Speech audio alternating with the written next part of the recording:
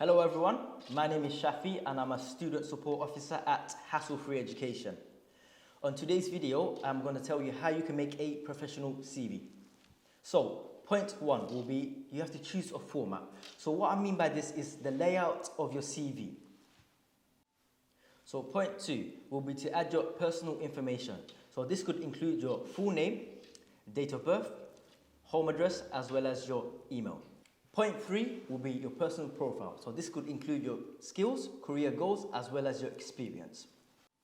Point four will be to list your education. So what I mean by this is if you have any GCSEs, A-levels or any university degrees, you write this down on this section. Point five is writing down the details of your work experience. So if you have any other previous jobs that you have done in the UK, please do write this down, or any other country, you write this down in this section.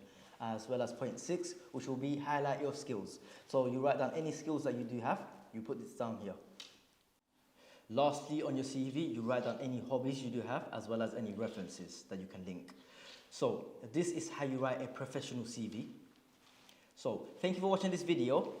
If you do have any friends or family who are interested in any of our courses, feel free to book a call with us, and one of our student consultants will help guide you and assist you. Thank you for watching.